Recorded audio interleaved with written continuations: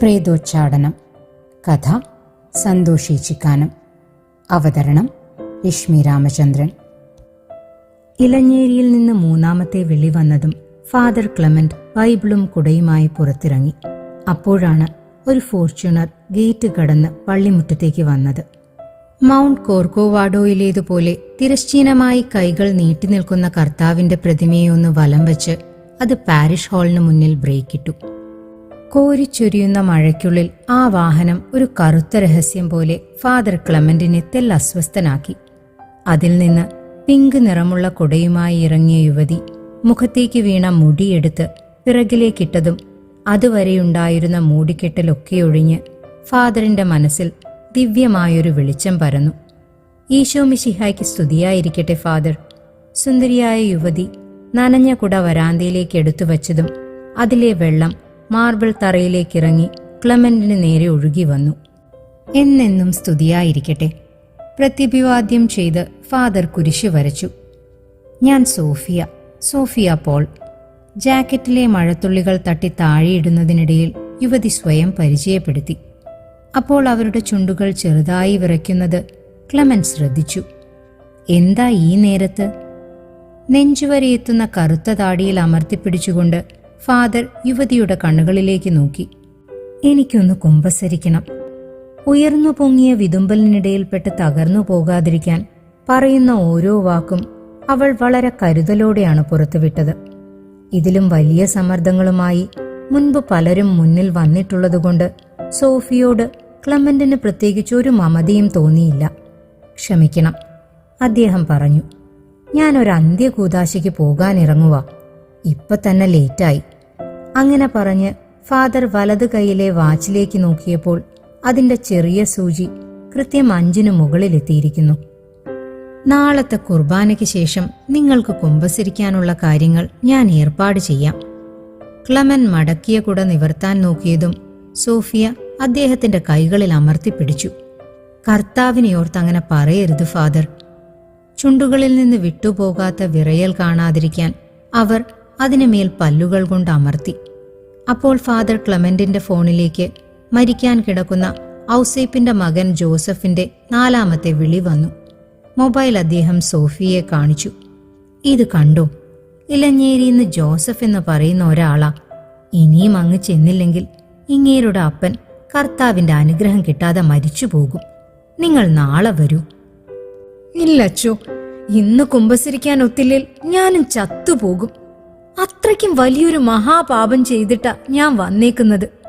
10 ദിവസമായി. ഇതാരോടെങ്കിലും പറഞ്ഞില്ലേൽ the pain is choking me to death.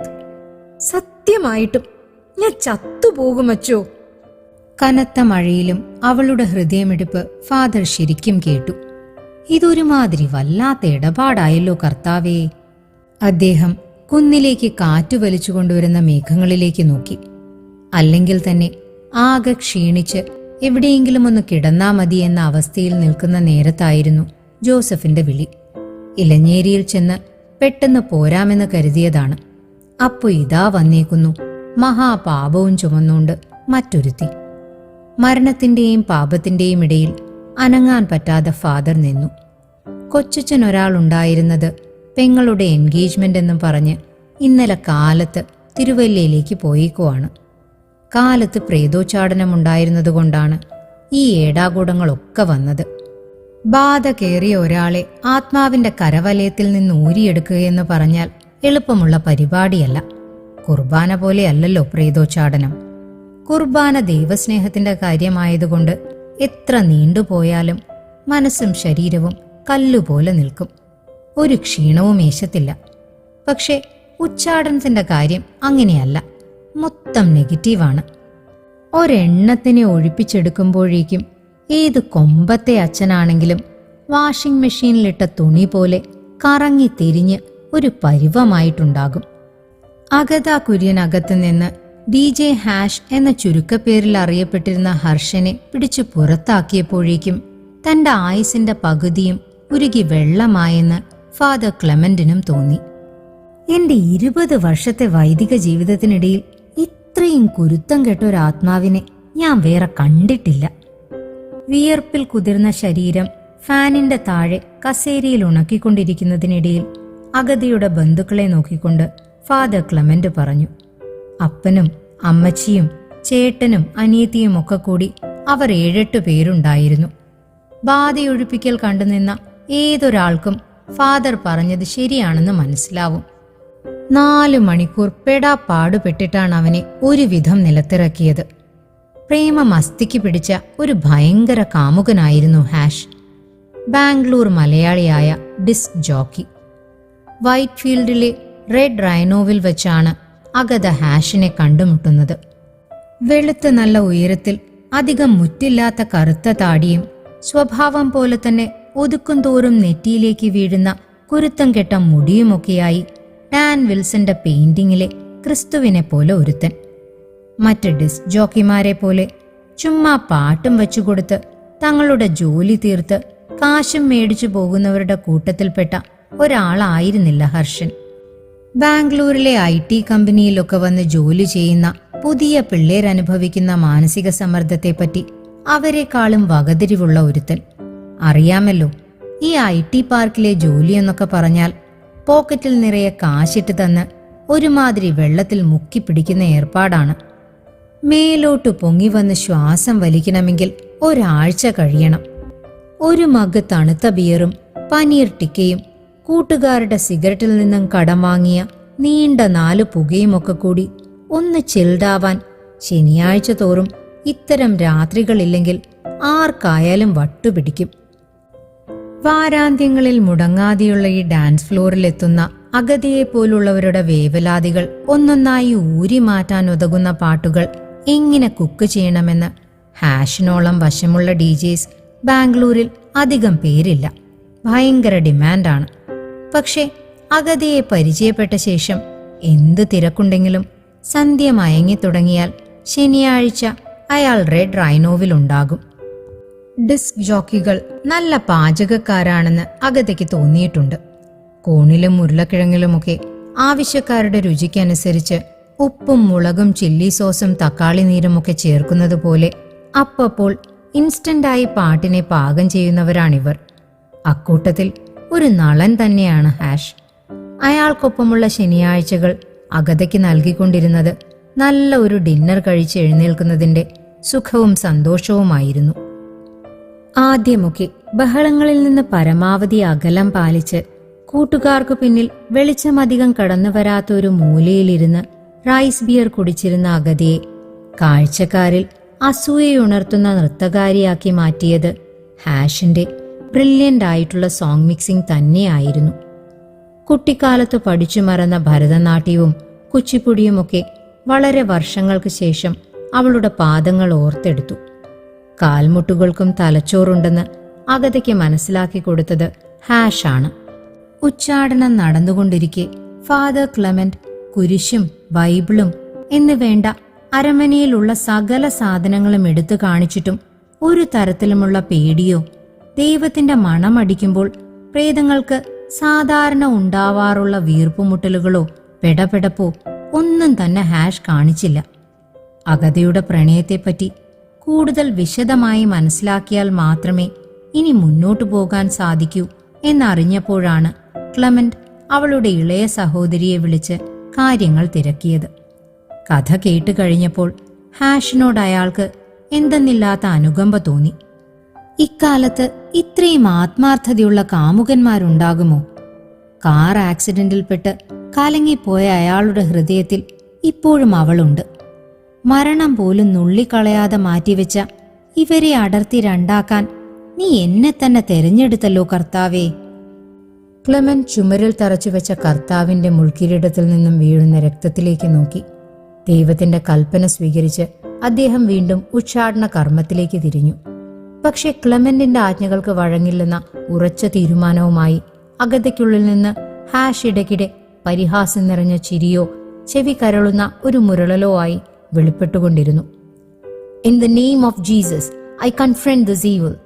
I belong to Christ. Harshan, you have no right to steal my life. Leave me alone and I want to be free. അങ്ങനെ പ്രേതബാധിതയെ കൊണ്ട് തന്നെ പല ആവർത്തി പറയിച്ച ശേഷം അച്ഛൻ കുരിശെടുത്ത് അഗതിയുടെ മൂർധാവിൽ അമർത്തി. അതിന് മറുപടി എന്നോണം ഹാഷ് അവൾക്കുള്ളിൽ ജോൺ ലെജൻഡിന്റെ ഓൾ ഓഫ് മീ എടുത്ത് പ്ലേ ചെയ്തു. Give your all to me, I will give my all to you, you are my end and my beginning. പ്രണയത്തിന്റെ തീക്ഷ്ണവും ഉദാത്തവുമായ ആ വരികൾ ജോണിന്റെ ശബ്ദത്തിൽ അഗതയുടെ ചുണ്ടിലൂടെ കേട്ടുനിന്നപ്പോൾ ഒരു വേള താൻ കുരിശും പുത്തകവും എടുത്തോണ്ട് ഈ കിടന്ന് കാണിക്കുന്നതൊക്കെ എന്തൊരു പാപമാണെന്ന് ഫാദർ ചിന്തിച്ചു. അഗതയെ മാറോട് ചേർത്ത് ഈ നശിച്ച ലോകത്തിന് നേരെ കണ്ണുകൾ കൊട്ടിയടച്ചുകൊണ്ട് ഹാഷ് അടുത്ത വരിയിലേക്ക് കടന്നു. I am on your magical mystery ride. ദൈവവിചാരങ്ങളിൽ അർപ്പിക്കും മുൻപ് തന്നെ ഒരു മിന്നൽ ചുഴിയിലിട്ട് കശക്കിയ പഴയൊരു പ്രണയക്കാറ്റിന്റെ ഓർമ്മകളിൽ തട്ടി നിന്ന മനസ്സിനെ വീണ്ടും കർത്താവിന്റെ വഴിയെ തന്നെ നടത്തിച്ചുകൊണ്ട് ഫാദർ ക്ലെമന്റ് ബൈബിൾ ഹർഷിന് നേരെ ഉയർത്തി. മര്യാദയ്ക്ക് പറയുന്നതനുസരിച്ചോ, ഇല്ലെങ്കിൽ നിന്നെ പച്ചയ്ക്ക് കത്തിച്ചു കളയും ഞാൻ. ഫാദർ, നിങ്ങൾ വലിയ സിനിമാ ഡയലോഗൊന്നും അടിക്കണ്ട. ഞാനിവളെ വിട്ടുപോകുന്ന പ്രശ്നമില്ല. ഹർഷനും വിട്ടുകൊടുത്തില്ല. നിരാശയോടെ ബൈബിൾ മേശപ്പുറത്ത് വെച്ച് കുശിനിക്കാരൻ കൊടുത്ത നാരങ്ങാവെള്ളം കുടിക്കുന്നതിനിടയിൽ ഒതുക്കത്തിൽ അഗതയുടെ അപ്പനെ മാറ്റി നിർത്തി ക്ലെമൻ പരാതിപ്പെട്ടു. അതെ, പാത ചുമ്മാ അങ്ങനെ ഒഴിഞ്ഞു പോകത്തൊന്നുമില്ല. അത് വേണ്ടെന്ന് ബാധിച്ചവർക്കും കൂടി തോന്നണം. പക്ഷെ നിങ്ങളുടെ മകൾക്കതില്ല. അവൾക്കവനെ വേണം. അതുകൊണ്ടാണ് ഞാൻ ഇവിടെ കിടന്ന് ഇക്ഷ ഇഞ്ഞ വരയ്ക്കുന്നത്. ചെന്ന് മോളോടും കൂടി ഒന്ന് സംസാരിക്കേ. അതൊക്കെ എന്നേ സംസാരിച്ചു കഴിഞ്ഞ വിഷയമാണച്ചോ. കാശോ സമയമോ ഒന്നും നോക്കണ്ട. എങ്ങനെയെങ്കിലും ഈ ഹിന്ദുച്ചക്കനെ ഒഴിപ്പിച്ച് തന്നേ പറ്റൂ. മരിച്ചവർക്ക് മതമില്ല അലക്സേ. ക്ലെമന്റ് അഗതിയുടെ പിതാവിനെ ദയനീയമായി നോക്കി. അച്ഛൻ അതൊക്കെ പറയാം. എല്ലുകൾ മണ്ണിക്കിടന്നാ ദ്രവിക്കും. പക്ഷെ വിശ്വാസം അവിടെ കിടന്ന് മുളയ്ക്കും. അവനെ ഇപ്പ ഇറക്കണ അച്ചോ. ആൾത്താരയിലെ ക്രൂശിതിനു മുന്നിൽ കുറച്ചുനേരം കണ്ണടച്ചു നിന്നപ്പോൾ കൈവന്ന ഊർജത്തിന്റെ ബലത്തിൽ ഫാദർ വീണ്ടും അഗതയ്ക്കുള്ളിലേക്ക് കടന്നു. സാധാരണ ഇങ്ങനെ ചെയ്യുമ്പോൾ ഒരു ഗുഹയ്ക്കകത്തെ ഇരുട്ടിലേക്ക് കാലെടുത്ത് വെക്കുന്നത് പോലെയാണ് തോന്നുക. ധാരാളം ഈർപ്പം കലർന്ന ഒരുമാതിരി തുരുമ്പിന്റെ ഗന്ധമുള്ള അന്തരീക്ഷം ഏതൊരു വൈദികനെയും ശ്വാസം മുട്ടിക്കും. വികൃതമായ ശബ്ദങ്ങൾ കേൾക്കും.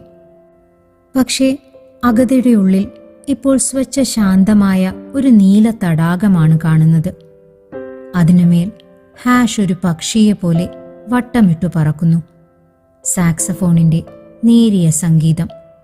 ഇടയ്ക്കിടെ അവന്റെ ചിറകിന്റെ അറ്റം തടാകത്തിൽ തട്ടി വെള്ളം രണ്ടായി മുറിയുന്നുണ്ട്. ആ വേദന പക്ഷേ അവളിൽ ചിരിയാണുണ്ടാക്കുന്നത്. ഭൂമിയിലിരുന്ന് ഇതു കാണുന്ന സാധാരണക്കാർക്ക് ഇത് ഉള്ളുലയ്ക്കുന്ന ഒരലർച്ചയോ അട്ടഹാസമോ ആണ്. പിന്നെ അങ്ങോട്ടുള്ള ചോദ്യങ്ങൾക്കൊന്നും ഹാഷ് മറുപടി പറഞ്ഞില്ല.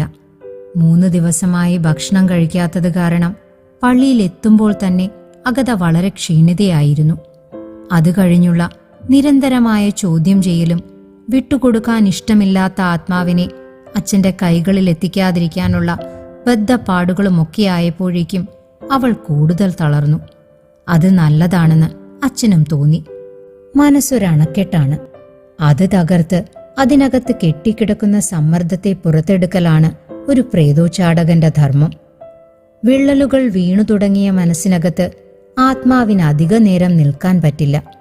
അവസരം മുതലെടുത്ത് ഫാദർ ക്ലെമന്റ് രണ്ടും കൽപ്പിച്ച് നടത്തിയ ശക്തമായ നീക്കത്തിനൊടുവിൽ വലിയൊരു നിലവിളിക്കൊപ്പം അഗതയുടെ ശരീരം കടും നീല നിറത്തിൽ ഫാദർ ക്ലെമന്റിന് മുന്നിൽ വീണ് ഓളം വെട്ടി. അവൾക്കുള്ളിൽ നിന്ന് ഹാഷ് ഉറക്ക നിലവിളിച്ചു. കരയിലേക്ക് വലിച്ചെറിയപ്പെട്ട മീനിനെ പോലെ പിടഞ്ഞു. ഫാദർ നീട്ടിപ്പിടിച്ച കുരിശിനു മുന്നിൽ മുട്ടുകുത്തി കൈകൂപ്പി യാചിച്ചു. കർത്താവേ, അവളിൽ നിന്ന് എന്നെ എടുത്ത് കളയരുതേ. ആ യാചനയ്ക്ക് മുന്നിൽ താൻ പതറിപ്പോകുമോ എന്ന് ഒരു നിമിഷം ക്ലെമൻ പേടിച്ചു. അദൃശ്യനായൊരു ആത്മാവിന്റെ രൂപത്തിൽ പഴയ കാമുകൻ തനിക്കുള്ളിൽ ഇപ്പോഴും എവിടെയോ ഉണ്ട്.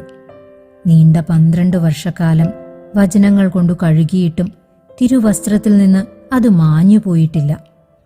പക്ഷേ യാഥാർത്ഥ്യത്തിലേക്ക് വരുമ്പോൾ ഒരു വൈദികൻ അതൊക്കെ മറന്നേ പറ്റൂ. ഏറ്റവും കുറഞ്ഞത് ആ കറയെ പുറത്തു കാണിക്കാത്തക്കവണ്ണം അഭിനയിക്കുകയെങ്കിലും വേണം. സെമിനാരിയിലെത്തിയത് ആരുടെയും നിർബന്ധം കൊണ്ടായിരുന്നില്ല. എന്നിട്ടും തന്റെ മനസ്സൊരു സാധാരണക്കാരനെ പോലെ ദുർബലമായി പോകുന്നല്ലോ എന്നോർത്തപ്പോൾ ഫാദർ ക്ലെമന്റിന് അയാളോട് തന്നെ ഒരു ബഹുമാനക്കുറവ് തോന്നി. ഇറങ്ങി വന്നോ, വരാൻ, അതാണ് നിനക്ക് നല്ലത്. ഫാദർ ക്ലെമന്റ് തന്റെ ചൂണ്ടുവിരൽ ഒരു കഠാര പോലെ ഹാഷിലേക്ക് കുത്തിയിറക്കി. നെഞ്ചമർത്തിപ്പിടിച്ച് അവസാനമായി അവൻ യാചിച്ചു, ഫാദർ, ഞാൻ പൊക്കോളാം. അതിനു മുമ്പ് അവൾക്കായി ഞാൻ ഒരു ബ്രേക്കപ്പ് സോങ് പ്ലേ ചെയ്തോട്ടെ. അങ്ങനെ ഒരു അവസരം കൊടുത്താൽ അവനെ നഷ്ടപ്പെടാതെ പിടിച്ചു നിർത്താനുള്ള ശക്തി അവൾ ആ ഗാനത്തിൽ നിന്നും വലിച്ചെടുത്തേക്കാം എന്ന ഭയത്തെ മറികടന്നുകൊണ്ട് ഫാദർ ക്ലെമന്റ് ഹാഷിന്റെ അന്ത്യാഭിലാഷത്തിന് വഴങ്ങിക്കൊടുത്തു.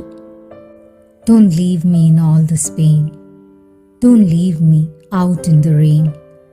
അഗതയിലൂടെ ജോൺ ലെജൻഡ് പാടിക്കൊണ്ടിരിക്കെ അവളുടെ കണ്ണിൽ നിന്ന് ചുട്ടുപൊള്ളുന്ന ഒരു തുള്ളി അടർന്നു വീണു.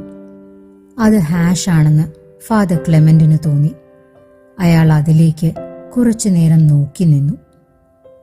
പാട്ട് അവസാനിച്ചതും അഗത നീണ്ട ഒരു ഉറക്കത്തിൽ നിന്നെന്ന പോലെ എണീറ്റ് എല്ലാവരെയും നോക്കി. മുഖത്തെ ക്ഷീണം പുറത്തു കാണിക്കാത്തവണ്ണം ഹൃദ്യമായി ചിരിച്ചു. പാതി ഒഴിഞ്ഞു പോയതോടെ അഗതയുടെ മനസ്സ് വല്ലാത്തൊരു ശൂന്യതയിലേക്ക് താണുപോയി. അതവൾ ശരിക്കും അനുഭവിക്കുന്നുണ്ടായിരുന്നു. അപ്പൻ അവളെ ചേർത്ത് പിടിച്ച് ആദ്യം മഴയിലേക്കിറങ്ങി, പിന്നാലെ ബാക്കിയുള്ളവരും. ക്രിസ്തുവിന്റെ തിരുരൂപത്തിന് താഴെ എത്തിയതും അപ്പന്റെ കൈകൾ എടുത്തു മാറ്റി അവൾ പാരിഷ് ഹാളിന് നേരെ ക്ലെമൻ നിൽക്കുന്ന വരാന്തയിലേക്ക് വന്നു. നോക്കിക്കോ, ഇതിന് നിങ്ങൾ അനുഭവിക്കും. അഗത ഫാദറിന് നേരെ അവജ്ഞയോടെ വിരൽ ചൂണ്ടി. അദ്ദേഹം മറുപടിയൊന്നും പറയാതെ കരുണയോടെ അവളെ നോക്കി നിന്നു. അപ്പോഴേക്കും സഹോദരൻ ഓടി വന്ന് അഗതയെ കുടയ്ക്കുള്ളിലേക്ക് വലിച്ചു കയറ്റി. മനുഷ്യർക്കെന്നും ഇഷ്ടം അവരുടെ ഉള്ളിൽ മറ്റൊരാളുടെ കൂടെ ജീവിക്കാനാണ്. മനസ്സൊരു വാടകമുറിയാണെങ്കിൽ അത്രയും സന്തോഷം. എങ്കിൽ കാര്യങ്ങളൊക്കെ ഒന്നിൽ കൂടുതൽ അന്തേവാസികളുമായി പങ്കുവെക്കാമല്ലോ. അവർ പക്ഷേ സ്വന്തം ഇഷ്ടങ്ങളോട് ഇണങ്ങി നിൽക്കുന്നതിൽ അവർക്ക് താല്പര്യം കാണത്തുമില്ല. പരസ്പരം വെറുത്തും ബഹളം വച്ചും ഇടയ്ക്ക് ഇച്ചിരിയൊന്ന് സ്നേഹിച്ചും അങ്ങനെ എന്തിലും ഏതിലും സ്വസ്ഥതയില്ലായ്മയുടെ സുഖം ആസ്വദിച്ച് മരണം വരെ ജീവിക്കാനാണ് അവർക്കിഷ്ടം. നരകത്തിന്റെ വാതിൽ തകർത്തിട്ടും അതിൽ നിന്നും പുറത്തു വരാതെ അതിനെ ശപിച്ചുകൊണ്ടിരിക്കുന്നതിൽ മനുഷ്യർ പ്രത്യേകതരം ആനന്ദം കണ്ടെത്തുന്നുണ്ട്. പുരോഹിതനാണെന്ന് പറഞ്ഞിട്ടൊന്നും കാര്യമില്ല. തൻ്റെ ഉള്ളിൽ തന്നെ ഒരു കാമുകനും ഭർത്താവും അച്ഛനും മകനും സഹോദരനുമില്ലേ? അതേസമയം എല്ലാറ്റിനോടും യാത്ര പറഞ്ഞിറങ്ങിയ ഒരു വൈരാഗ്യമുണ്ട്. ഇങ്ങനെയൊക്കെയാണെങ്കിലും ഒരു പുരോഹിതൻ മാത്രമായി ജീവിക്കാൻ തനിക്ക് സാധിക്കുന്നുണ്ടോ? അങ്ങനെ സംഭവിച്ചാൽ അത് കർത്താവിന്റെ നെറ്റിയിൽ അടിച്ചു കയറ്റിയ ആണിയേക്കാൾ കഠിനവും കുരിശിലേറ്റപ്പെട്ട രാത്രിയേക്കാൾ ഏകാന്തവുമായിരിക്കും. ആഗ്രഹങ്ങളെ തോൽപ്പിക്കണമെങ്കിൽ ആഗ്രഹങ്ങളില്ലാതെ പറ്റില്ലല്ലോ. അഗതയ്ക്കുള്ളിലെ ചുഴലിക്കാറ്റായിരുന്നു ഹർഷൻ. അതവളെ നിർത്താതെ തല്ലിക്കൊഴിച്ചു. അലക്ഷ്യമായി പറത്തിക്കൊണ്ടുപോയി. നിർദ്ദയം കീറി രണ്ടാക്കി. കടലാസുപോലെ പലതായി മടക്കി മുൾവേലികളിലിട്ട് വലിച്ചു. എത്രയോ രക്തം അവളിൽ നിന്ന് വീണു കഴിഞ്ഞിട്ടും ഈ ഒഴിയാബാധയിൽ നിന്ന് വിട്ടുപോകാൻ അവൾ ആഗ്രഹിച്ചുവോ? അങ്ങനെയാണെങ്കിൽ ഈ മഴയിൽ നടന്നു വന്ന് അവൾ തന്നെ ശപിക്കുമായിരുന്നോ? ഏകാന്തതയോളം വലിയ ശിക്ഷ ഈ ലോകത്ത് വേറെ എന്താണുള്ളത്? ആ വിധിയാണ് താൻ അവൾക്ക് കൽപ്പിച്ചിരിക്കുന്നത്.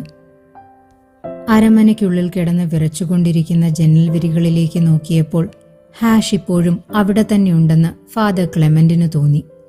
അപ്പോഴാണ് ഇലഞ്ഞേരിയിലെ വീട്ടിൽ നിന്ന് ആദ്യത്തെ വിളി വന്നത്. ഫാദർ ക്ലെമൻ കുമ്പസാരക്കൂടിന് നേരെ നടന്നു. ചിത്രപ്പണി ചെയ്ത അരവാതിൽ തുറന്ന് അകത്തേക്ക് കയറി. കുറ്റസമ്മതത്തിന് കാതുകൊടുക്കാൻ തയ്യാറായി. സോഫിയ മുട്ടുകുത്തും മുമ്പ് ഷോൾ എടുത്ത് തലവഴിയിട്ടു. പിതാവേ, പാപിയായ എന്നെ അനുഗ്രഹിക്കണമേ. ഫാദർക്ക് കേൾക്കാൻ പാകത്തിൽ കുമ്പസാരക്കൂട്ടിലേക്ക് സോഫിയ തന്റെ മാറിടം ഒന്നുകൂടി ചേർത്ത് വെച്ചു. ഫാദർ, ഞാൻ കഴിഞ്ഞ 16 കൊല്ലമായി ഓസ്ട്രേലിയയിലുണ്ട്. മെൽബണിൽ നഴ്സായി വർക്ക് ചെയ്യുക. കാൽ കാശിന് വകയില്ലായിരുന്ന അപ്പനും അമ്മച്ചിയും 3 പെങ്ങന്മാരും ഒരനിയനും അടങ്ങുന്ന കുടുംബത്തെ കരകയറ്റിയതും അപ്പന്റെ കേടുവന്ന ഹൃദയത്തിന്റെ വാൽവ് മാറ്റി പുതിയൊരെണ്ണം വച്ചുകൊടുത്തതും സഹോദരിമാരെ എല്ലാം കെട്ടിച്ചുവിട്ട ശേഷം 41-ാമത്തെ വയസ്സിൽ, അതായത് കഴിഞ്ഞ കൊല്ലം ജൂണിൽ ജോയി എബ്രഹാമിന്റെ മണവാട്ടിയായതും പഠിപ്പുണ്ടെങ്കിലും പറയത്തക്ക ജോലിയോ കൂലിയോ ഒന്നുമില്ലാത്ത അയാളെയും കൊണ്ട് മെൽബണിലെത്തി താൻ വർക്ക് ചെയ്യുന്ന ഹോസ്പിറ്റലിൽ തന്നെ കോഡിംഗ് സ്പെഷ്യലിസ്റ്റിന്റെ ജോലി ശരിയാക്കി കൊടുത്തതും ഒക്കെ ഒറ്റ ശ്വാസത്തിൽ പറഞ്ഞു തീർത്തതും ഫാദർ ക്ലെമന്റ് ഇടപെട്ടു. സഹോദരി, കുംഭസാരത്തിൽ അത് ചെയ്യുന്നവരുടെ പേര് പോലും പറയേണ്ട കാര്യമില്ല. സമയമില്ലാത്തതുകൊണ്ടാണ്. വേറൊന്നും വിചാരിക്കരുത്. നിങ്ങൾ ചെയ്ത ആ വലിയ പാപം എന്താണെന്ന് മാത്രം പറയൂ. എന്റെ കെട്ടിയോൻ ചാവാൻ പോവാണച്ചോ. അതിനുത്തരവാദി ഞാനാണ്. അത് കേട്ടതും പള്ളിയുടെ മണ്ടേന്നൊരു മിന്നൽ കുത്തനെ ഇറങ്ങി ക്ലെമന്റിന്റെ നട്ടെല്ല് വഴി മണ്ണിലേക്ക് പോയി. എന്തൊക്കെയാണ് ഈ മഹാപാപി കടന്ന് പറയുന്നത്? റോയ്ക്ക് ചെറുതായി റുമാറ്റിക് ആർത്രൈറ്റിസിന്റെ പ്രശ്നമുണ്ട്. സോഫിയ പാപത്തിന്റെ അടുത്ത ഘട്ടത്തിലേക്ക് കടന്നു. അതിന്റെ ടാബ്ലറ്റ്സ് കഴിക്കുന്നുണ്ട്. ക്യാപ്സ്യൂൾസാ. ദിവസവും രാത്രി 1 വീതം. മന്ത്ലി എല്ലാം കൂടി ഒന്നിച്ചാ വാങ്ങാറ്. അതിലൊന്നിനകത്തെ മരുന്ന് മാറ്റി പകരം ഞാൻ സൈനൈഡ് നിറച്ചു വെച്ചേക്കുവാണച്ചോ. എന്റെ കർത്താവേ! ഫാദർ ക്ലെമന്റ് ആ പാപത്തിന്റെ ആഘാതം താങ്ങാനാവാതെ കുമ്പസാരക്കൂടിന്റെ വാതിൽപ്പടിയിൽ അമർത്തിപ്പിടിച്ചു. വീണ്ടും ഒരു കൂടത്തായി കൂടി ആവർത്തിക്കുകയാണോ? ഇനി ആ ജാറിൽ 21 ഗുളികകൾ കൂടി ബാക്കിയുണ്ടച്ചോ. അത്ര വലിയ ചതിയാണ് ആ റാസ്കൽ എന്നോട് ചെയ്തത്. ഇവിടെ തേരാ പാരാ നടന്നിരുന്ന ആ ദരിദ്രവാസിയുടെ സൗന്ദര്യം കണ്ടിട്ടല്ല. സ്നേഹിക്കാൻ അറിയാവുന്ന നല്ലൊരു മനസ്സയാൾക്കുണ്ടെന്ന് ഞാൻ വിശ്വസിച്ചുപോയി. കണ്ടുമുട്ടി വെറും 2 മാസം കൊണ്ട് താൻ അങ്ങനെയൊരാളാണെന്ന് എന്നെ വിശ്വസിപ്പിക്കാൻ റോയ്ക്ക് സാധിച്ചു. അയാളുടെ കുഞ്ഞിനെയും പ്രസവിച്ച് ഇനിയുള്ള കാലം സന്തോഷത്തോടെ ജീവിക്കാമെന്ന് സ്വപ്നം കണ്ടവളാ ഞാൻ. അവന്റെ ലക്ഷ്യം പക്ഷെ മറ്റൊന്നായിരുന്നു. എങ്ങനെയെങ്കിലും ഓസ്ട്രേലിയയിലെത്തുക. ഒരു ചെലവുമില്ലാതെ നല്ലൊരു ജോലി കൂടി കയ്യിൽ വന്നതോടെ അവന്റെ തനി സ്വഭാവം പുറത്തു ചാടി. ഞങ്ങളുടെ ഹോസ്പിറ്റലിൽ തന്നെയുള്ള ഈജിപ്തുകാരി ഡോക്ടറെ ഫ്ലാറ്റിൽ കൊണ്ടുവന്ന് ഞാൻ കിടക്കുന്ന ബെഡിലിട്ട് എനിക്കത് നേരിട്ട് കാണേണ്ടി വന്നച്ചോ. അന്നേരത്ത് ഒരു സോറിയെങ്കിലും പറഞ്ഞിരുന്നെങ്കിൽ ഞാൻ ചിലപ്പോ ഒരു തവണത്തേക്ക് അതൊക്കെ പുറത്ത് പോട്ടേന്ന് വെച്ചേനെ. പക്ഷെ ആ മിസ്സരി പെണ്ണിനെ ആട്ടിപ്പുറത്താക്കിയതിന്റെ കലി തീർക്കാൻ അവൻ ഫ്രിഡ്ജിൽ നിന്ന് വീഞ്ഞിന്റെ കുപ്പിയെടുത്ത് എന്റെ മുഖത്തടിച്ചു. അടിയേറ്റ് എന്റെ ഇടത്തെ കണ്ണ് തള്ളി പകുതി പുറത്തേക്ക് വന്നു. സുഹൃത്തുക്കളൊക്കെ പോലീസിൽ കംപ്ലൈന്റ് ചെയ്യാൻ നിർബന്ധിച്ചതാ. അങ്ങനെ ചെയ്ത അവനെ ആ നിമിഷം പോലീസ് പൊക്കും. കൊല്ലങ്ങളോളം അകത്ത് കിടക്കേണ്ടി വരും. പക്ഷെ വേണ്ട, അവനുള്ള ശിക്ഷ എന്റെ കൈകൊണ്ട് തന്നെ കൊടുക്കണം.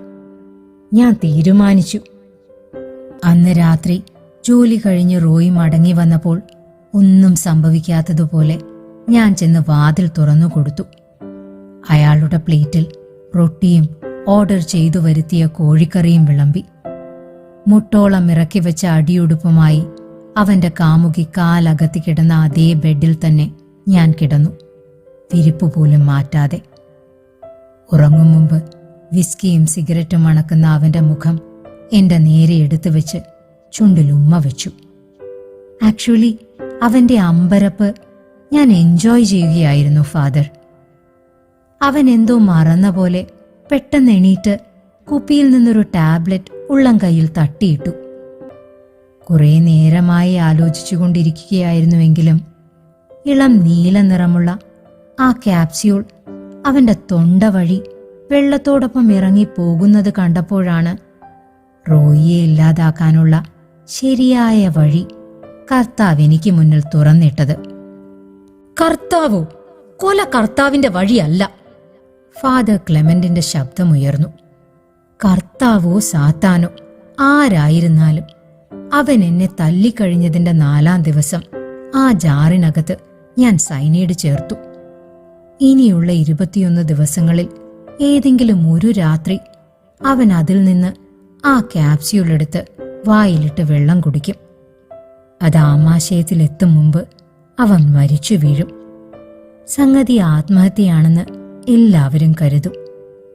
ഞാൻ സ്ഥലത്തില്ലാത്ത സ്ഥിതിക്ക് എന്നെ ഒരാളും സംശയിക്കത്തുമില്ല. എല്ലാം നല്ല പ്ലാനിങ്ങോടെയാണച്ചോ ഞാൻ ചെയ്തേക്കുന്നേ. എന്റെ അനിയത്തിയുടെ കൊച്ചിന്റെ മാമോദിസ കൂടാൻ ഫ്ലൈറ്റ് ബുക്ക് ചെയ്തതിന് ശേഷമാ ഞാൻ ക്യാപ്സ്യൂളിനകത്ത് സൈനൈഡ് വെച്ചത്. ഇവിടെ നെടുമ്പാശ്ശേരിയിൽ വിമാനമിറങ്ങി വീട്ടിലെത്തും വരെ എന്റെ അച്ഛോ അത്രയും സന്തോഷം ഞാൻ എന്റെ ലൈഫിൽ മുൻപൊരിക്കലും അനുഭവിച്ചിട്ടില്ല. അവൻ തറയിൽ വീണ് പിടയുന്നതോർത്തപ്പോൾ അതിന്റെ ത്രില്ല് താങ്ങാനാവാതെ ഞാൻ ക്യാബിൻ ക്രൂവിനെ വിളിച്ച് 2 ജാക്ക് ഡാനിയൽ മേടിച്ച് മടമടാന്നടിച്ചു. പക്ഷേ ഇന്ന് കാലത്തുറങ്ങി എണീറ്റതും കഥയാകെ മാറി. വല്ലാത്തൊരു കുറ്റബോധം കഴുത്തിൽ പിടിച്ച് ശക്തിയിൽ അമർത്തുന്നത് പോലെ. എന്തൊക്കെ ക്രൂരത കാണിച്ചു എന്ന് പറഞ്ഞാലും അതിന്റെ പേരിൽ ഒരാളെ കൊല്ലുന്നത് ശരിയാണോ എന്ന് ഞാൻ സ്വയം ചോദിച്ചുകൊണ്ടിരുന്നു. ഇവിടെ ഈ കൂടിനു മുൻപിൽ ഇരിക്കുമ്പോഴും ഞാൻ അത് തന്നെയാണ് ആലോചിച്ചുകൊണ്ടിരിക്കുന്നത്. ആരോടെങ്കിലും പറഞ്ഞ് ഈ പാപത്തിന്റെ ഭാരം ഇറക്കി വെച്ചില്ലെങ്കിൽ ഇങ്ങോട്ട് കേറി വന്നപ്പോ ഫാദറിനോട് ഞാൻ പറഞ്ഞില്ലേ ചങ്കു പൊട്ടി ചത്തുപോകുമെന്ന്. അതിന്റെ ഒരു പെടപെടപ്പുണ്ടല്ലോ, അതിപ്പോ മാറിക്കിട്ടി. ഹോ, 1 മിനിറ്റ്, ഞാനൊന്ന് ശ്വാസം കഴിച്ചോട്ടെ അച്ചോ. സോഫിയ ശ്വാസം അകത്തേക്ക് വലിച്ച് അതേപോലെ പുറത്തേക്ക് വിടുന്നതിനിടയിൽ കുമ്പസാര കൂട് തുറന്ന് ക്ലെമൻ വെളിയിൽ വന്നു. പള്ളിയിൽ ആരുമില്ലാത്ത സ്ഥിതിക്ക് പാപപരിഹാരം ഇനി കൂട്ടിൽ വെച്ച് തന്നെ വേണമെന്നില്ല. സഹോദരി, നിങ്ങളൊരു മഹാപാപമാണ് ചെയ്തേക്കുന്നത്. ഭാഗ്യത്തിന് അയാൾ മരിച്ചിട്ടില്ല. ചിലപ്പോൾ ഇന്ന് രാത്രി, അല്ലെങ്കിൽ നാളെ, അല്ലെങ്കിൽ അടുത്ത 3 ആഴ്ചയ്ക്കുള്ളിൽ എപ്പോഴെങ്കിലും. കർത്താവേ, എനിക്കത് ഓർക്കാൻ കൂടി വയ്യ. ഒറ്റ വെട്ടിന് അയാളെ 2ആക്കി ആ ചോരയോടുകൂടി നിങ്ങൾ എന്റെ മുന്നിൽ വന്നിരുന്നുവെങ്കിൽ പാപം ചെയ്തു കഴിഞ്ഞല്ലോ എന്നെങ്കിലും സമാധാനിക്കാമായിരുന്നു.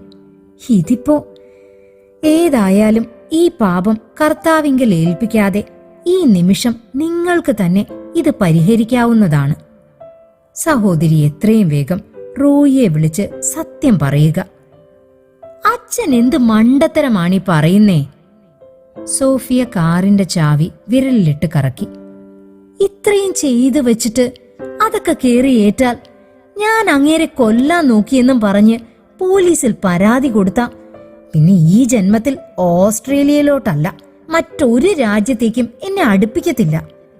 ആ നാറിക്ക് വേണ്ടി എന്നാത്തിനാണച്ചോ ഞാൻ എന്റെ ലൈഫ് കളയുന്നേ? പിന്നെന്തിനാണ് നിങ്ങൾ കുമ്പസരിക്കാൻ വേണ്ടി ഇങ്ങോട്ട് വന്നത്? ഫാദറിന് ശരിക്കും ദേഷ്യം വന്നു. ഇനി ഈ പാപത്തിന്റെ ഭാരം താങ്ങാൻ ഫാദറും കൂടി ഉണ്ടല്ലോ. രഹസ്യങ്ങളും ഏകാന്തത പോലെ മനുഷ്യനെ ഒറ്റപ്പെടുത്തുന്ന സംഗതിയാണെന്ന് ഫാദർ ക്ലെമന്റിന് ശരിക്കും മനസ്സിലായത് അപ്പോഴാണ്.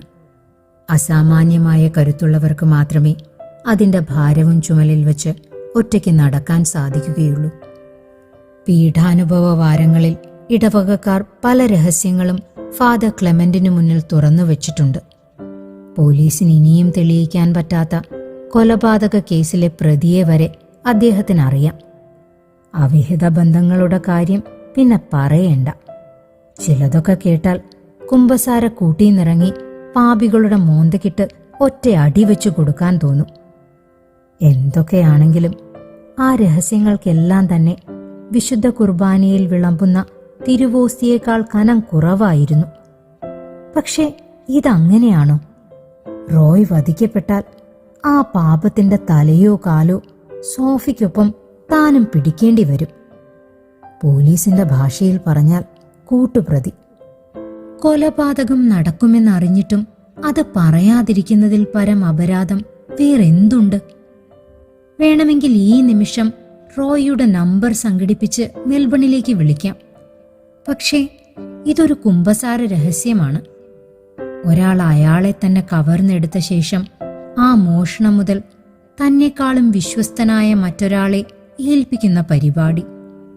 ലോഹയിൽ നിന്നും പുറത്തു വരാതെ ഒരു വൈദികന് അത് വേറൊരാളോട് പറയാൻ അവകാശമില്ല. കർത്താവേ! ഫാദർ ക്ലെമന്റ് ആകാശത്തേക്ക് നോക്കി. താൻ ഇപ്പോൾ എവിടെയാണ്? കുമ്പസാര കൂട്ടിനകത്തോ അതോ പുറത്തോ? ഒരു പാപി രഹസ്യം പറഞ്ഞു കഴിയുന്നതോടെ യഥാർത്ഥത്തിൽ അയാൾ മരിക്കുകയാണ്. ശരീരത്തിൽ നിന്ന് ആത്മാവെന്ന പോലെ രഹസ്യവും പുറത്തു വരുന്നു. അത് പിന്നീട് ഒരു ബാധയായി ശ്രോതാവായ പുരോഹിതനിലേക്ക് കയറുന്നു.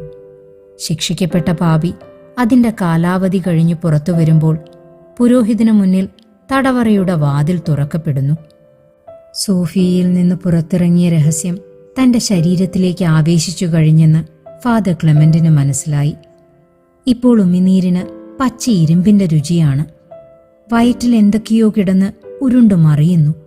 ഉറക്ക നിലവിളിക്കുന്നു. കൈകാലിട്ടടിക്കുന്നു. നുരയും പതയും ചാടിയ കടവായിൽ നിന്ന് പേനാ കത്തി പോലെ തള്ളിവന്ന ഒരു ഞെരക്കം കഴുത്തിലെ ഞരമ്പിനെ നീളത്തിൽ മുറിച്ചുകൊണ്ട് താഴേക്ക് പോകുന്നു. തുറിച്ചു നോക്കുന്ന ഈ കണ്ണുകളെ ഞാൻ എങ്ങനെ നേരിടും എന്റെ പിതാവേ? അയാൾ ഇത്തിരി വെള്ളം കുടിക്കാൻ അകത്തേക്ക് പോയി. ഊൺമേശയിൽ വച്ചിരുന്ന ചില്ലുകുപ്പി അങ്ങനെ തന്നെ എടുത്ത് വായിലേക്ക് കമഴ്ത്തി. അപ്പോൾ തന്നെ നേരെ മുന്നിലുള്ള വാഷ് ബേസിനിൽ തലയിട്ട് ശബ്ദം പുറത്തു കേൾക്കാത്ത വണ്ണം കുടിച്ചതൊക്കെ ഛർദ്ദിച്ചു. തലയ്ക്കുമേൽ പള്ളി നിന്ന് കറങ്ങുന്നു. മുഖത്തേക്ക് കുറെ വെള്ളം കോരിയൊഴിച്ച് തിരിച്ചു വന്നപ്പോഴേക്കും സോഫിയ പോയി കഴിഞ്ഞിരുന്നു. ഫാദർ ക്ലെമന്റ് ചാറ്റൽ മഴയിലൂടെ ഗേറ്റിന് നേരെ ഓടി. റബ്ബർ മരങ്ങൾക്കപ്പുറം കുന്നിനു താഴെ നിന്ന് കാറിന്റെ ഹോൺ കേട്ടു. അയാൾ ശരീരം ഗേറ്റിലേക്ക് ചാരി വെച്ച് കിതച്ചു. അപ്പോൾ നനഞ്ഞു കുതിർന്ന ലോഹയ്ക്കുള്ളിൽ നിന്ന് മൊബൈൽ ശബ്ദിച്ചു. ഇലഞ്ഞേരിയിൽ നിന്ന് ജോസഫാണ്. ഞാൻ ഇതാ ഇറങ്ങി, ക്ലെമന്റ് പറഞ്ഞു.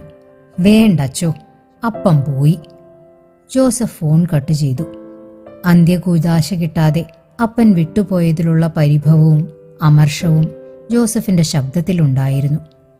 അയാൾ പതുക്കെ നടന്ന് ആൾത്താരയിലെത്തി. പെട്ടെന്ന് വലിയ ശബ്ദത്തോടെ പിന്നിലെ വാതിലടഞ്ഞു.